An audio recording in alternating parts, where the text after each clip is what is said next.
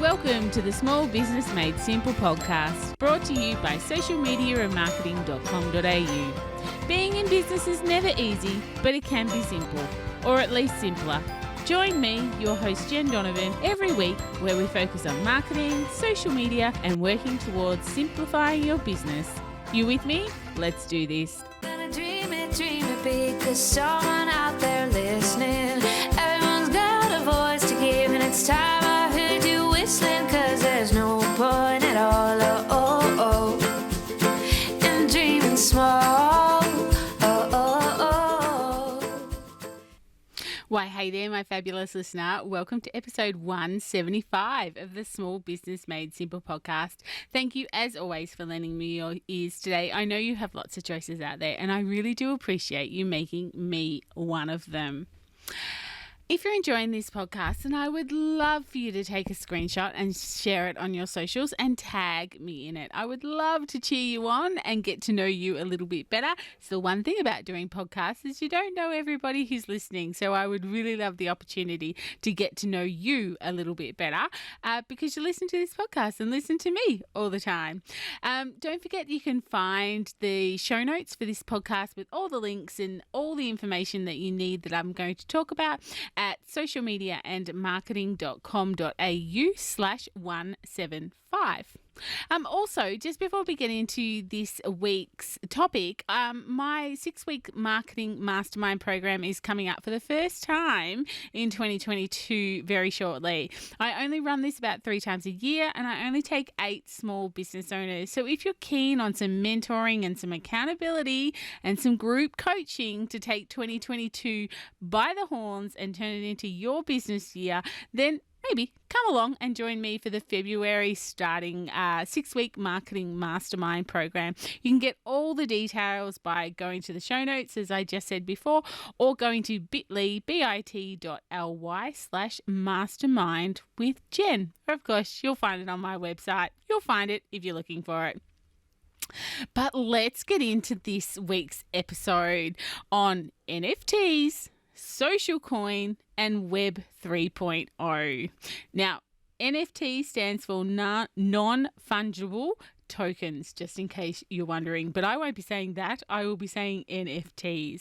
So what is a non-fungible token then? Well, let me try and explain this to you. I'm not even 100% sure exactly what it is myself because, like I said, I'm just starting to go down this rabbit hole. But the best way I've heard it explained, and remember, I'm not an expert, so the best way I've heard this explained is this. So Bitcoin is fungible. So what that means is that every Bitcoin is the same. They have identical numbers on a computer and are purely digital, and only 21 million of them were ever created, but they're all the same. They have the same identical numbers. So they're what you call fungible. That's what fungible apparently means, the same. Non-fungible means they are never the same. In fact, no two are ever the same.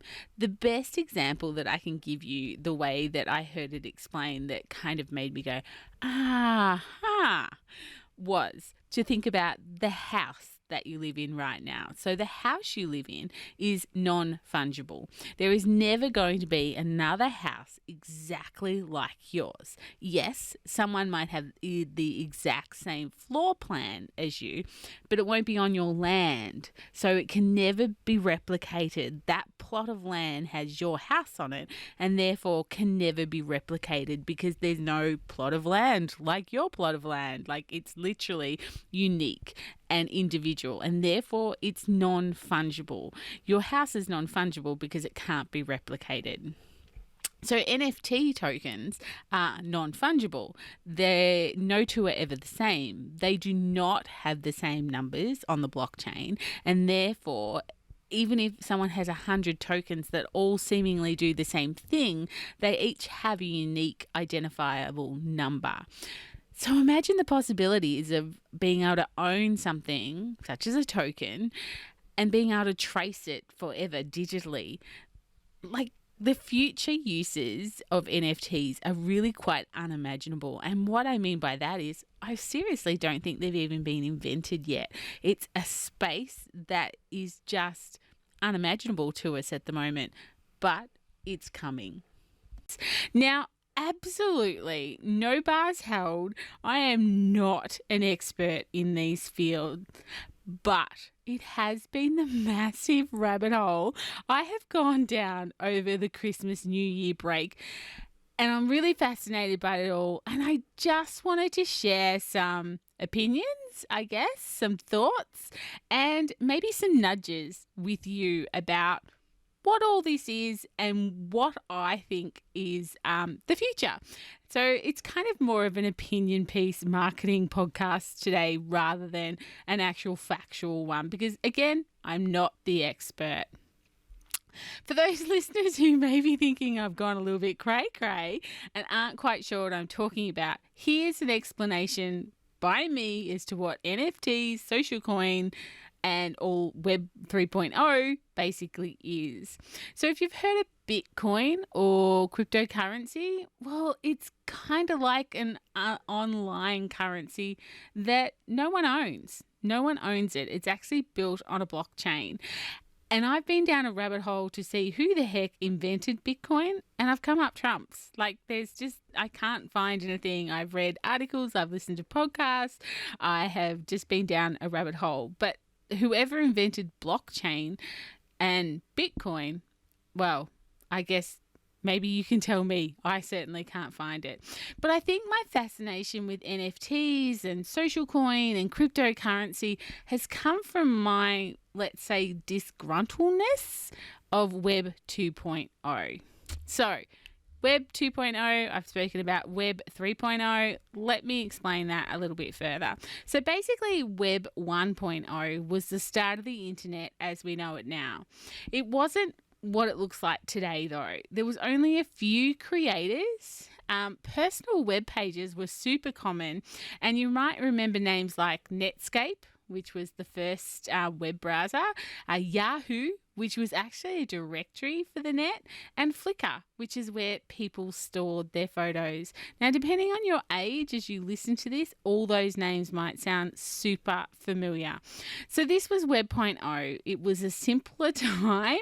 No one owned the web, and that was in fact the intention of the man who invented the web, Tim Berners-Lee. That was his intention, that no one would own this web, which is kind of reminiscent of blockchain and no one owning blockchain.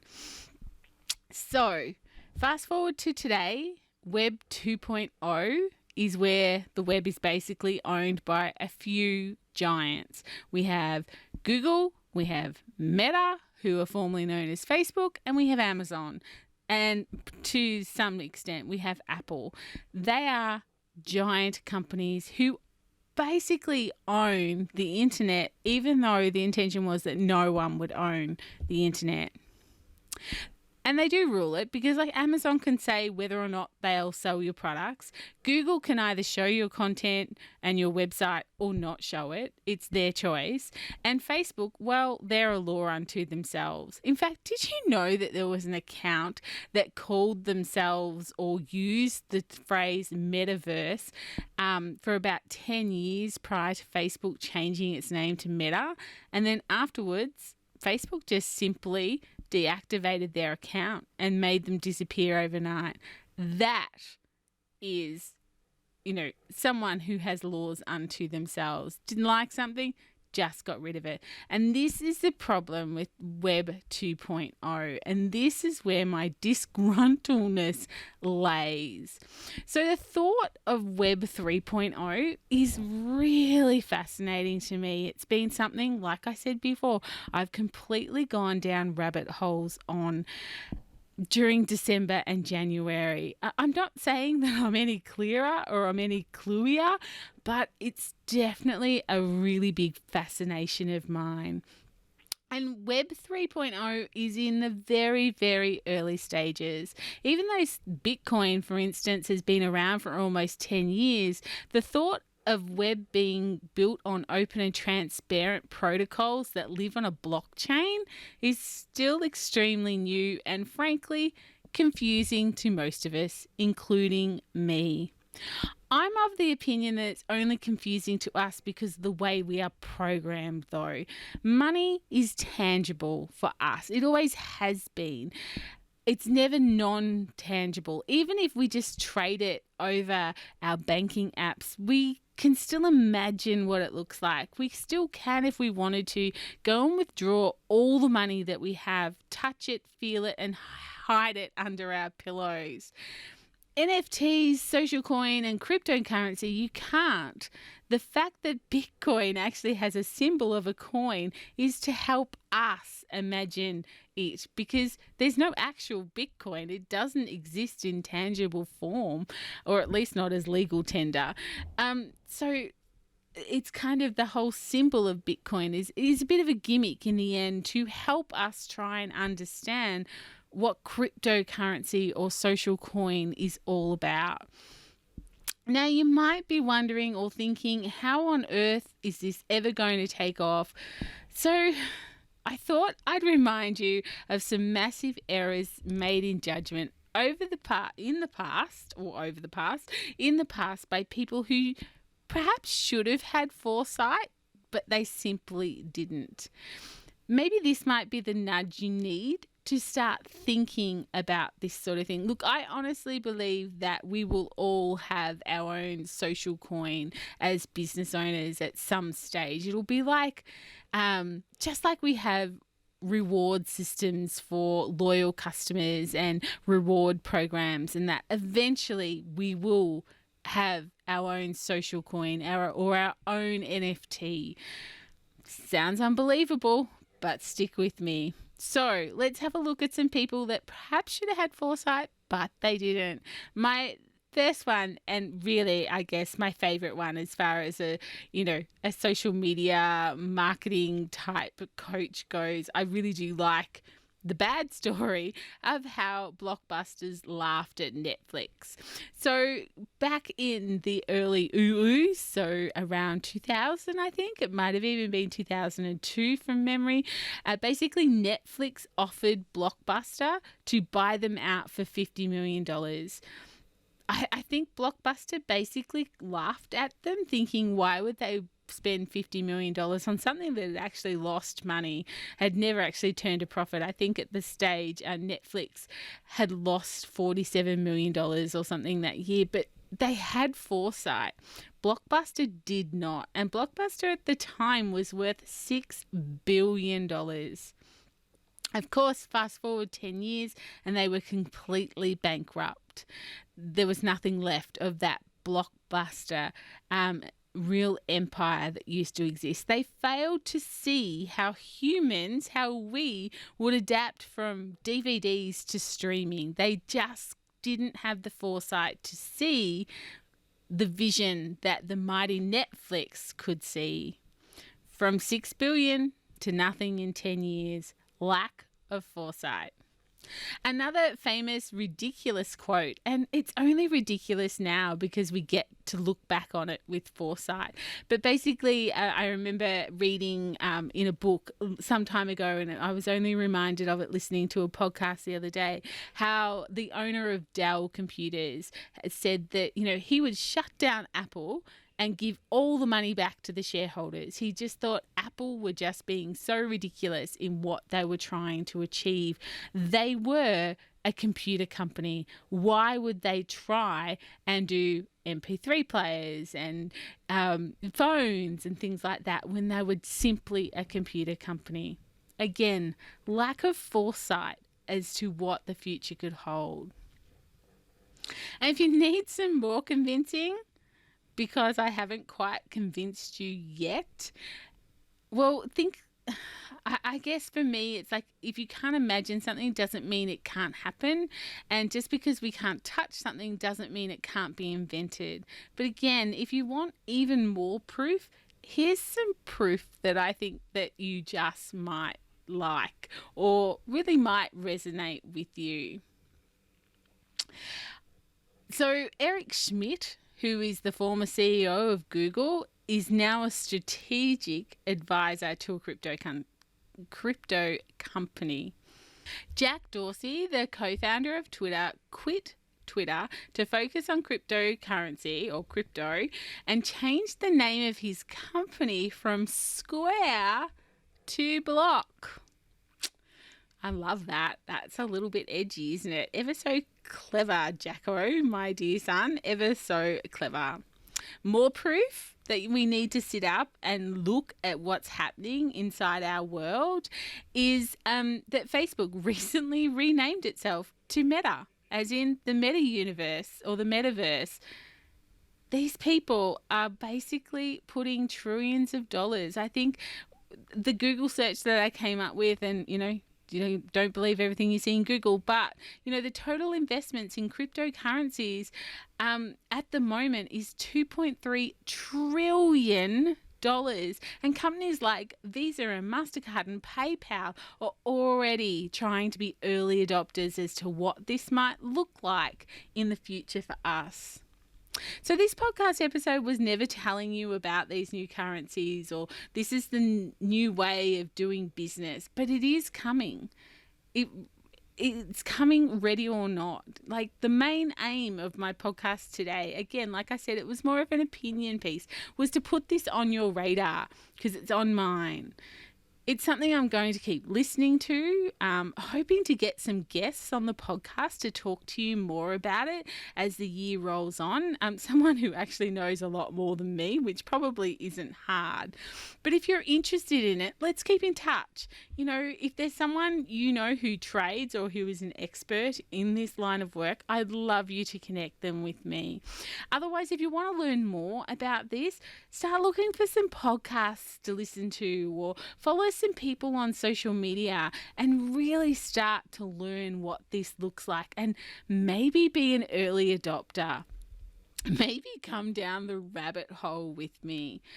That's what it's about. It's about looking at, again, Web 3.0. What could the future look like that's different to now? Because now, I guess we're all running out of patience with having 4 or 5 giant companies dictating what we can and can't do in our businesses. So I, for one, am putting my hand up. I am so ready for the change that's coming.